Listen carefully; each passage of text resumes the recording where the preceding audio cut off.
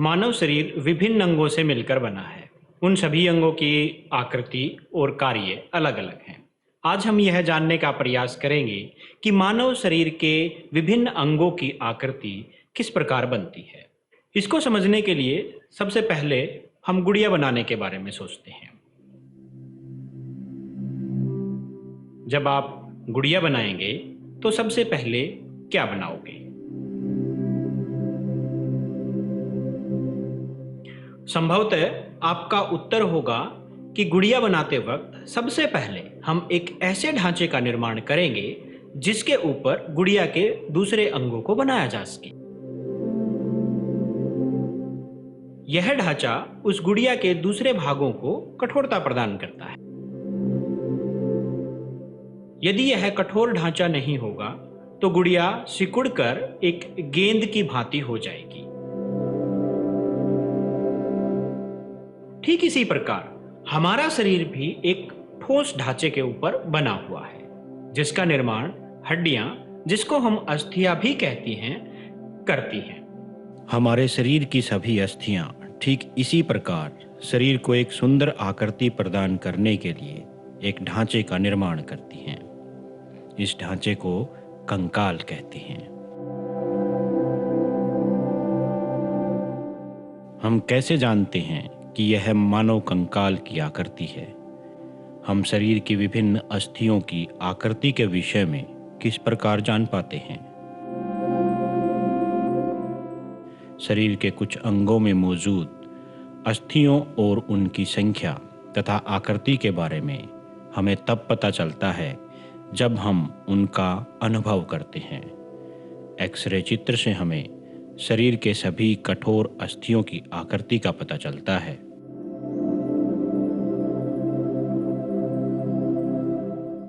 क्या कभी आपका अथवा आपके परिवार के किसी सदस्य का एक्सरे हुआ है? कई बार चोट लगने पर चिकित्सक एक्सरे करवाते हैं, जिससे उन्हें अस्थियों को हुई संभावित क्षति के विषय में जानकारी प्राप्त होती है।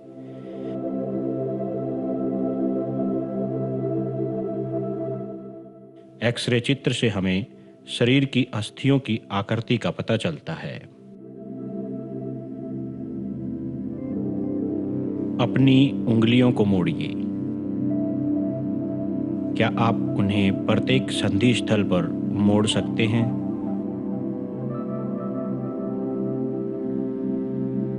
आपकी मध्यमा में कितनी अस्थियां हैं? अपनी हथेली के पिछले भाग का स्पर्श करके अनुभव कीजिए। क्या इसमें अनेक अस्थियां हैं? क्या आपकी कलाई लचीली है? यह अनेक छोटी छोटी अस्थियों से बनी है, जिन्हें कार्पेल कहते हैं।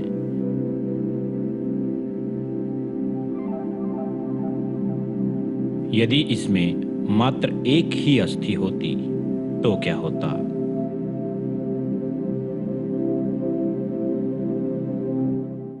गहरी सांस भरकर इसे कुछ समय तक रोके रखिए। अपने वक्ष एवं पीठ को हल्के से दबाकर अपनी अस्थियों का अनुभव कीजिए। जितनी पसलियों को आप गिन सकते हैं, गिन लीजिए। इस चित्र को ध्यान से देखिए और वक्ष की अस्थियों की तुलना अभी जो आपने कार्य किया उससे कीजिए। हम देखते हैं पसलियां विशेष रूप से मुड़ी हुई हैं।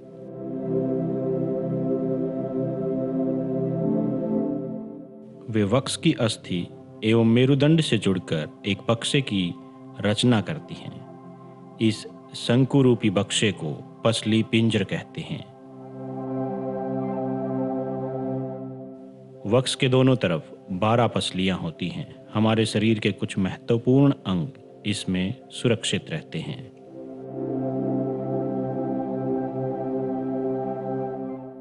अपने कुछ मित्रों को बिना घुटने मोड़े झुककर अपने पांव की उंगलियों को छूने को कहिए। क्या यह चिकनी, समतल अथवा अखंड है?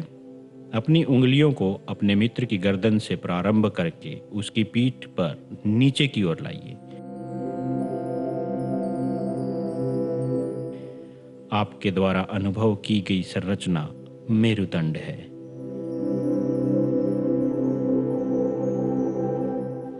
यह अनेक छोटी छोटी अस्थियों से बना है जिसे कशेरुका कहते हैं। मेरुदंड 33 कशेरुओं का बना होता है। पसली पिंजर भी वक्ष क्षेत्र की इन अस्थियों से जुड़ा है।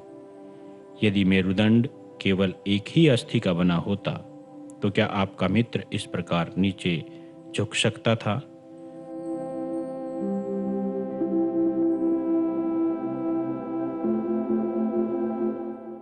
अपने मित्र को खड़े होकर दोनों हाथों से किसी दीवार को धक्का लगाने के लिए कहिए।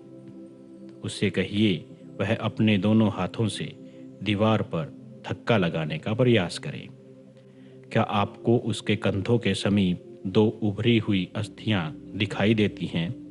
इन्हें कंधे की अस्थियां कहते हैं।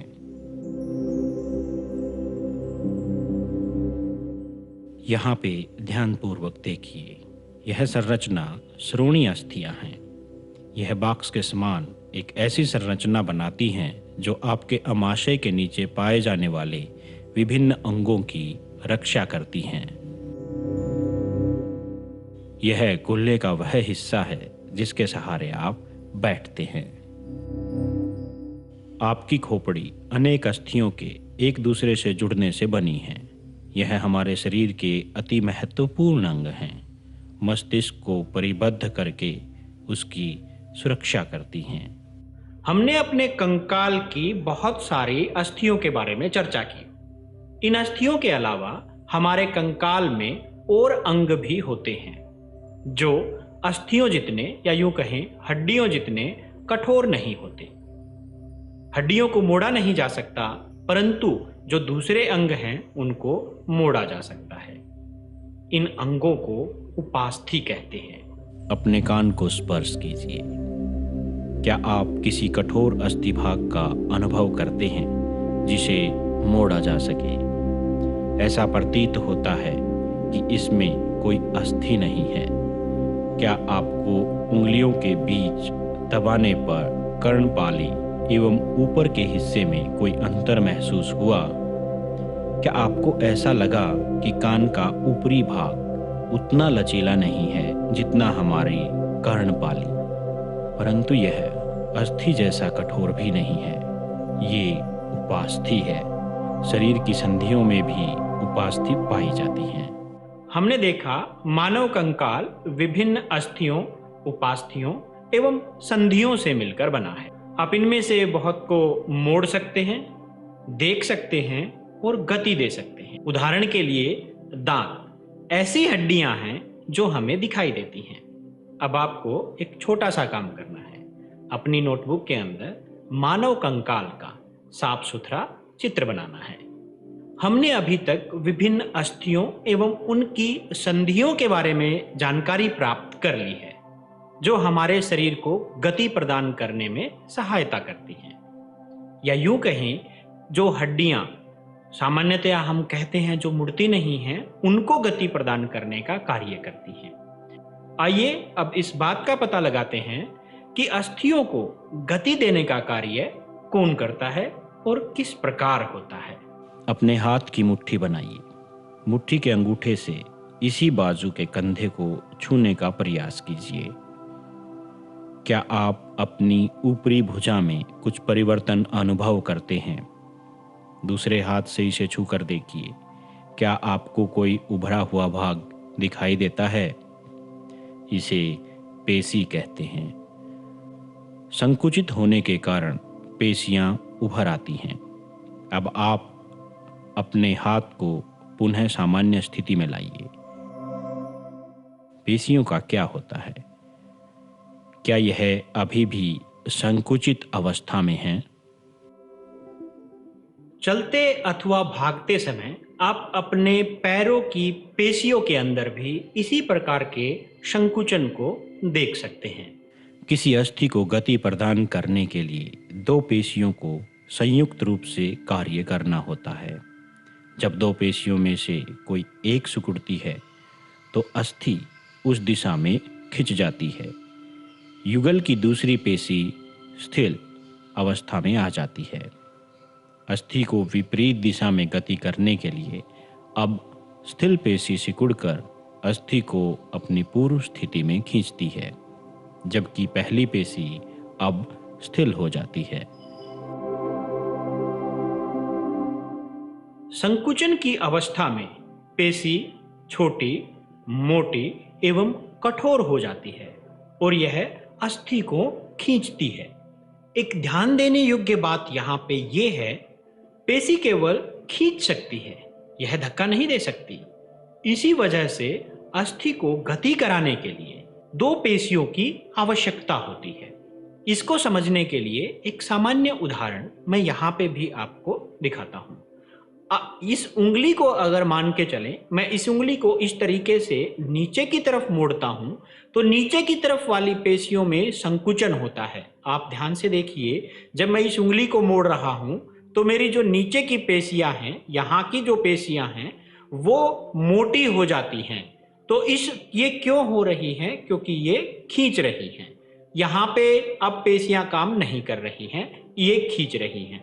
अब क्या होगा, वापिस अगर मुझे उंगली को इसी दिशा में लेके जाना होगा तो अब की बार ये पेशियां काम करेंगी, ये खींचेंगी तो मेरी उंगली ऊपर की तरफ जाएगी।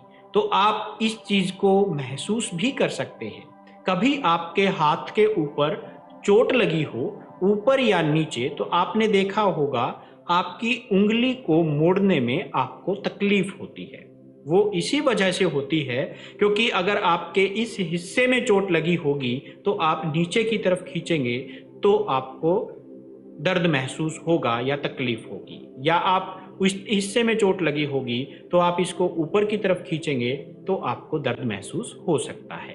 तो यहाँ से हम इतना समझ सकते हैं कि किसी भी अस्थि को कार्य करवाने के लिए दोनों पेशियों को, इस तरफ की भी और इस तरफ की भी, जो एक जोड़ा पेशी है वो एक साथ उनको कार्य करना पड़ता है। क्या अभी तक जो मानव शरीर के अंदर गति के बारे में हमने समझा, जिसमें हमने पाया कि अस्थियां और पेशियां मिलकर कंकाल को या मानव शरीर को गति प्रदान करती हैं। अब बिल्कुल शांत होकर बैठ जाइए और अपने शरीर में होने वाली विभिन्न प्रकार की गतियों का अनुभव कीजिए। आप पलकें झपकते हैं, श्वास लेते हैं, इस दौरान शरीर में किस प्रकार की गतियां होती हैं, इनको अनुभव करने का प्रयास कीजिए। आप देखेंगे कि कुछ शरीर में गतियां इस प्रकार से होती हैं जिसमें आपको उन गतियों को करने के लिए किसी प्रकार के कार्य या सोचने की आवश्यकता नहीं होती। ये गतियां अपने आप होती रहती हैं। जैसे पलकें झपकने के लिए आपको सोचना नहीं पड़ता, आपकी पलकें अपने आप ही झपकती रहती हैं। इसी प्रकार जब आप श्वास लेते हैं तो भी आपको सोचना नहीं पड़ता या शरीर में गति करने की जरूरत नहीं पड़ती, यह अपने आप होती रहती है। ऐसी ही और गतियों को अपने शरीर में अनुभव करने का प्रयास कीजिए। इन सभी उदाहरणों में गतियां अपने आप हो रही हैं, परंतु जब आपको अपने मित्र या आपको अपने विद्यालय में जाना होता है तो आपको वहां तक चल के जाना पड़ेगा। इसी प्रकार जब आप पानी पीते हैं तो आपको गिलास उठाने के लिए अपने हाथ का इस्तेमाल करना पड़ता है। आपको इधर उधर देखना होता है तो आपको आपकी गर्दन मोड़नी पड़ती है। इसी प्रकार से अनेक जीवों में अगर हम बात करें तो गतियां अलग अलग प्रकार से हो सकती हैं। जैसे गाय के बारे में अगर हम बात करें तो गाय जब एक स्थान से दूसरे स्थान पर जाती है तो अपने पैरों का उपयोग करती है और वह वहां तक चल के जाती है। इसी प्रकार मनुष्य में भी गतियां देखी गई हैं। आप अन्य जीवों में भी इसी प्रकार की गतियों का अनुभव कर सकते हैं। इन अनुभवों के लिए, इन गतियों के बारे में, विभिन्न प्रकार के जीवों में गतियों के बारे में अपने मित्रों, अपने अध्यापकों, अपने परिवारजनों के साथ चर्चा कीजिए और एक सारणी बनाइए। इस सारणी में हम जंतु के एक स्थान से दूसरे स्थान पर कैसे गमन करते हैं, इस बारे में भरेंगे। सबसे पहले कॉलम में यहाँ पे जंतु लिखे गए हैं। यहाँ पे विभिन्न प्रकार के जंतु हैं, जैसे गाय, मनुष्य, सांप, पक्षी, कीट, मछली। आप चाहें तो और जंतु भी इसमें जोड़ सकते हैं। अपने परिवारजनों या अपने मित्रों या अपने अध्यापकों से चर्चा करके, या आपको भी स्वतः ज्ञात होता है तो इसमें अन्य जंतु भी आप जोड़ सकते हैं। गमन में प्रयुक्त होने वाला भाग या अंग, जो दूसरा कॉलम है, यहाँ पे हम किस भाग का, शरीर के किस अंग का इस्तेमाल करते हैं एक स्थान से दूसरे स्थान पर जाने के लिए। यहाँ पे गमन का मतलब होता है एक जगह से दूसरी जगह पे जाना। तो यहाँ पे जैसे गाय की हमने चर्चा की, वो पैरों से चल के एक जगह से दूसरे जगह पे जाती है, तो इस तरह से उसने गमन करने के लिए पैरों का इस्तेमाल किया। तो यहाँ पे आप शरीर का कौन सा अंग इस्तेमाल होता है वो आपको इस कॉलम के अंदर भरने हैं। जैसे मनुष्य के बारे में लिखेंगे, सांप की अगर हम बात करें तो वो संपूर्ण शरीर के साथ चलता है, उसका पूरा शरीर चलता है, तो यहाँ पे संपूर्ण शरीर लिखा। इसी तरह अन्य जीवों के लिए भी आप लिखेंगे। तीसरा कॉलम जो बना हुआ है वो जंतु कैसे गमन करते हैं। दूसरे कॉलम में हमने प्रयुक्त होने वाले अंग थे, और जो तीसरे कॉलम है उसके अंदर हम वो कैसे गमन करेंगे यह चर्चा करेंगे। यहाँ पे आपको भरना है गाय। गाय कैसे गमन करती है, वो चल के जाती है। जैसे कोई अन्य जीव पानी में तैरता है, सांप रेंगता है, तो वो किस प्रकार से गमन करता है, उसका गमन करने का तरीका क्या है, इस बारे में हमें तीसरा कॉलम है इसके अंदर भरना है। इस सारणी को भर लेने के पश्चात आइए अब मानव शरीर में होने वाली विभिन्न प्रकार की गतियों को समझते हैं। आप अपने मित्र, अपने परिजनों या अपने शरीर को भी ध्यानपूर्वक गति करते हुए देख सकते हैं। जब आप चलते हैं तो चलते वक्त आप अपने शरीर के किस अंग का इस्तेमाल कर रहे हैं। इसके साथ ही जब आप खेलते हुए गेंद को एक स्थान से दूसरे स्थान पर फेंकते हैं तो आपको आपके किन अंगों का उपयोग करना पड़ता है। व्यायाम करते वक्त आपके कौन कौन से अंग किस तरह से मुड़ सकते हैं। इसी प्रकार से जब आप व्यायाम करते हैं और आप पीछे की तरफ मुड़ते हैं तो क्या आपका शरीर पीछे की तरफ भी मुड़ पाता है, या आप अपनी कोहनी को जब मोड़ने का प्रयास करते हैं तो वो कहाँ तक मुड़ती है।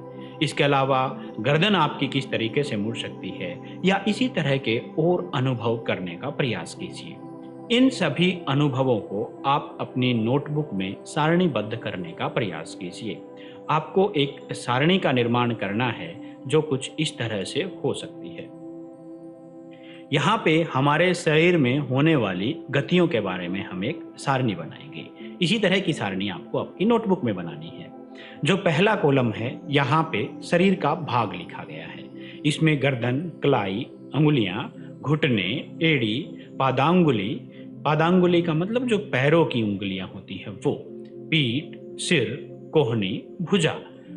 यहाँ पे दूसरा जो है वो गति के बारे में कॉलम बनाया गया है, और इसके फिर कई और कॉलम इसके अंदर बनाए गए हैं। इसको आपको भरना कैसे है। पूर्णतः घूमता है। क्या आपकी गर्दन पूर्णतया घूम सकती है? क्या वो चारों तरफ, हर दिशा में चक्कर लगा सकती है? यह आपको लिखना है। गर्दन को मोड़ के देखिए, वो गर्दन कहाँ तक मुड़ती है। अगर वो पूर्णतया चारों दिशाओं में हर जगह पे घूम सके तो आप पूर्णतः में हाँ भर दीजिए। अगर वो नहीं घूम सकती है तो आप नहीं भर देंगे। इसी तरह से कलाई के बारे में लिखें, अंगुलियों के बारे में, यानी कि वो कहाँ तक घूम सकती है वो लिखना है इस कॉलम के अंदर। क्या आपकी कोहनी हर दिशा में मुड़ सकती है? क्या पूर्णतया घूम सकती है? इसी तरह से सभी जो भी शरीर के अंग हैं उसके बारे में आपको भरना है। उसके बाद जो अगला कॉलम है वो है अंशतः घूमता या मुड़ता है। अंशतः का मतलब पूरी तरह से नहीं, परंतु कुछ हिस्सा या कुछ हद तक वो मुड़ सकता है या घूम सकता है। जैसे गर्दन, हमारी गर्दन, आपको पता है कि गर्दन हमारी इस तरह से इसके बाद नहीं मुड़ सकती। इसी तरीके से मैं इस तरफ मोड़ूं तो इसके बाद गर्दन मोड़ना मुश्किल हो जाता है। तो आपको यहाँ पे सारणी के अंदर अंशतः या कुछ हद तक ही मुड़ सकता है में हाँ भरना है। उसी तरह से कलाई, अंगुलियां, घुटने आदि के बारे में आप इस कॉलम के अंदर लिखते चले जाएंगे। उसके बाद झुकता है, कौन सा शरीर का हिस्सा, कौन सा अंग, जैसे गर्दन झुक सकती है, कलाई झुक सकती है, उंगलियां झुक सकती है या नहीं, घुटने झुक सकते हैं या नहीं, वो कितना झुक सकता है, इसके बारे में आपको विभिन्न अंगों, शरीर के अलग अलग अंगों के बारे में जानकारी यहाँ पे आपको भरनी है। उसके बाद आपको उठता है, गर्दन क्या ऊपर की तरफ उठ सकती है, ये आप इसके बारे में इस कॉलम के अंदर भरेंगे। कलाई आपकी क्या ऊपर की तरफ उठ सकती है, उंगलियां आपकी क्या ऊपर की तरफ उठ पाती हैं, घुटने आपके किस तरीके से कहाँ तक उठ पाते हैं, उठ पाएंगे या नहीं, वो यहाँ पे हाँ या ना में आपको भरना है। एड़ी आपकी, पादांगुली, पीठ, सिर, कोहनी, भुजा, इन सब के बारे में जानकारी आपको इस कॉलम में भरनी है। इसके अलावा शरीर में कुछ अंग ऐसे भी हो सकते हैं जो गति नहीं करते, जो एक स्थान पर रहते हैं, जिनके अंदर हम गति अनुभव नहीं करते। तो इस अंतिम कॉलम में हम यही भरेंगे कि वह गति बिल्कुल नहीं करता है। यहाँ गर्दन अगर बिल्कुल गति नहीं करती तो आप हाँ करेंगे, परंतु गर्दन तो मुड़ सकती है, इसलिए यहाँ पे गर्दन बिल्कुल गति नहीं करता, हम यहाँ पे नहीं भरेंगे। उसी तरह से कलाई के लिए, अंगुलियों के लिए, घुटने के लिए या जो भी शरीर के विभिन्न अंग यहाँ पे लिखे गए हैं, इन सभी कॉलम के अंदर आपको भरनी है। तो यह इसी प्रकार की एक सारणी आप अपनी नोटबुक में बनाएंगे और इन सभी को भरेंगे। इस तरह से यह सारणी आपको पूर्ण करनी है। अब इस सारणी को भर लेने के पश्चात आप जान पाएंगे कि हम शरीर में कुछ अंगों को तो मोड़ सकते हैं, पूर्णतया मोड़ सकते हैं, परंतु शरीर के कुछ अंग पूर्णतया नहीं मुड़ सकते। आपने देखा कि जैसे आप अपनी कोहनी को मोड़ते हैं तो कोहनी यहाँ पे तो मुड़ जाती है, परंतु इसके बाद अगर इसको मोड़ना चाहें तो कोहनी हमारी नहीं मुड़ पाती। तो इसी तरह से आप अपनी उंगलियों को देखें तो आप अपनी उंगलियों को इस तरफ तो मोड़ सकते हैं, परंतु आप उंगलियों को ऐसे करके मोड़ना चाहेंगे तो फिर ये नहीं मुड़ पाती। तो ये क्या कारण है, इसके पीछे क्या वजह हो सकती हैं, क्या कारण हो सकते हैं, यह हम अब जानने का प्रयास करेंगे। तो चलिए उसके बारे में चर्चा करते हैं। आइए अब गतियों को समझने का प्रयास करें। यहाँ पे एक बच्चा आपको दिखाई दे रहा है जिसके साथ में लकड़ी का एक यह फट्टा बांध दिया गया है, उसके हाथ पे, यहाँ पे इन दोनों जगहों पे बांधा गया है। अब आप अंदाजा लगा सकते हैं यहाँ से कि क्या यह अपनी कोहनी को मोड़ पाएगा, क्या यह अपनी भुजा को मोड़ पाएगा। तो आप ध्यान से देखिए और ऐसा ही परीक्षण अगर आप अपने साथ भी करेंगे या अनुभव करेंगे तो हमें यह ज्ञात होगा कि यह इस स्थान से, जिसको हम कोहनी कहते हैं, कोहनी के ऊपर से भुजा को नहीं मोड़ पाएगा, परंतु यह कंधे के ऊपर, यहाँ से जो इसका कंधा है, इसके ऊपर से भुजा को ऊपर की तरफ मोड़ पाएगा, वह ऊपर या नीचे गति कर। अब यहाँ से हम यह समझ पाते हैं कि हमारा शरीर सिर्फ उसी जगह से मुड़ सकता है जहाँ पे कम से कम 2 जोड़ लगे हों, यानी कि हमारा शरीर सिर्फ जोड़ों पर से मुड़ सकता है। यहाँ पे क्योंकि इसका जो बाकी शरीर था यह सारा यह था और एक हिस्सा यह मिल गया, तो कंधा जो है उसका जोड़ का कार्य करेगा, तो सिर्फ वह कंधे पर से मोड़ पाता है। यहाँ पे एक मोड़ था जिसको हमने यह फट्टा लगाकर, लकड़ी का फट्टा लगाकर रोक दिया, इस वजह से अब यह यहाँ से नहीं मोड़ पाएगा, सिर्फ कंधे पर से मोड़ पाता है। तो इससे हमें यह ज्ञात हुआ कि गति करने के लिए हमें जोड़ की आवश्यकता होती है, या शरीर का वही हिस्सा गति कर पाता है जहाँ पे जोड़ हो। अगर हमारे शरीर के हिस्से में जोड़ नहीं होगा तो वह हिस्सा गति नहीं कर पाएगा। इसी कारण से आप अपनी उंगलियों में गतियां महसूस कर सकते हैं जहां पे विभिन्न हिस्सों में जोड़ बने होते हैं। आपकी कलाई के ऊपर भी जोड़ बना हुआ है, आपकी गर्दन में भी जोड़ होंगे, आपके कंधे के ऊपर भी जोड़ होंगे। इसी वजह से यहाँ पे गतियां होती हैं। तो हम यहाँ तक कह सकते हैं कि गति करने के लिए शरीर में जोड़ की आवश्यकता होती है। इसी जोड़ को संधि कहते हैं। अगर यह संधि हमारे शरीर में नहीं होती तो क्या हम गति कर पाते? संभवतया नहीं। क्यों? क्योंकि अभी मैंने बताया कि गति करने के लिए हमें जोड़ या संधियों की आवश्यकता होती है। परंतु ये संधियां या ये जोड़ एक दूसरे के साथ किस प्रकार जुड़े रहते हैं? इस प्रश्न का उत्तर भी हम आगे चल के जानने का प्रयास करेंगे। उससे पहले हमने यह भी अनुभव किया कि शरीर के कुछ हिस्से तो पूर्णतया मुड़ पाते हैं, परंतु कुछ हिस्से एक निश्चित स्थिति के बाद नहीं मुड़ पाते। जैसे आपकी उंगलियां इस तरफ तो मुड़ गई, परंतु आप दूसरी तरफ मोड़ोगे तो इसके बाद आपकी उंगलियां नहीं मुड़ पा रही हैं। ऐसा क्यों है? तो इसको समझने के लिए हमें संधियों के विभिन्न प्रकार को समझना होगा, क्योंकि हमारे शरीर में संधियां अलग अलग प्रकार की होती हैं। ये कितने प्रकार की हैं और किस तरह की संधियां होती हैं, आइए इसके बारे में अब चर्चा करते हैं। ये संधियां दो हड्डियों या अस्थियों के बीच में होती हैं। अस्थियां या मानव कंकाल के बारे में अभी अभी हमने जाना था। आइए अब इन विभिन्न संधियों के बारे में, किस किस हड्डी के बीच में कौन सी संधि होती है और यह किस प्रकार हमारी गति करने में सहायता करती है, इसके बारे में चर्चा करते हैं। हमारे शरीर में 4 प्रकार की संधियां पाई जाती हैं। कंदुक खलिका संधि, धुराग्र संधि, हिंज संधि और अचल संधि। आइए इन सब के बारे में एक एक करके चर्चा करते हैं।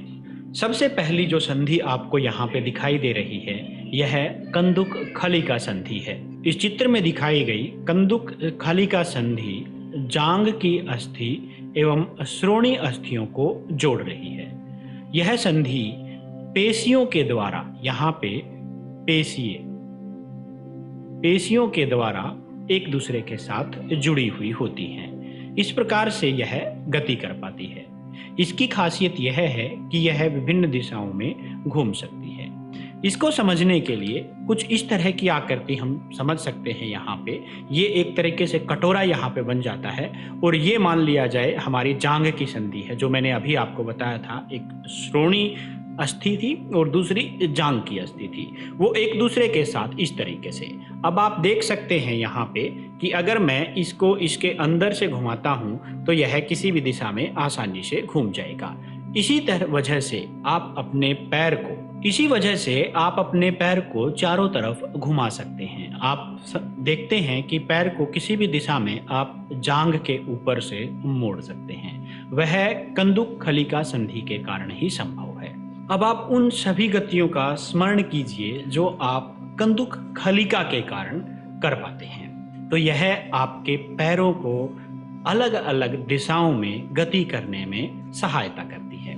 आइए अब अगली संधि धुराग्र संधि के बारे में जानकारी लेते हैं। यह धुराग्र संधि है जो सिर और गर्दन को जोड़ने का कार्य करती है।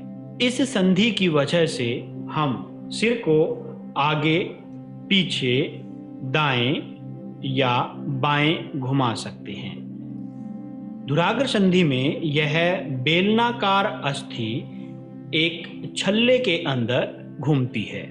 हमारी गर्दन को इधर उधर मोड़ना, इधर ऊपर नीचे होना, यह धुराग्र संधि की वजह से ही संभव हो पाता है। आप धुराग्र संधि की इस गति को अपने आप करके भी अनुभव कर सकते हैं। यह गति किस प्रकार कंदुक खलिका की गति से भिन्न है? यह क्या आपके पैरों, आपके हाथों या उंगलियों की गति से भी भिन्न है? यह भी अनुभव करने का प्रयास कीजिए। आइए अब एक और संधि हिंज संधि के बारे में जानते हैं। हिंज का मतलब होता है कब्जा। अगर हम हिंदी में कहना चाहें तो यह कब्जा संधि है। यह आपके दरवाजे के कब्जे के समान ही होती है।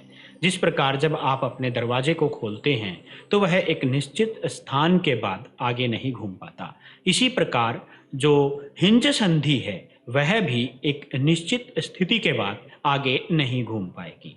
आपके कोहनी के अंदर यहाँ पे हिंज संधि होती है। आपके पैरों के घुटने में भी हिंज संधि होती है।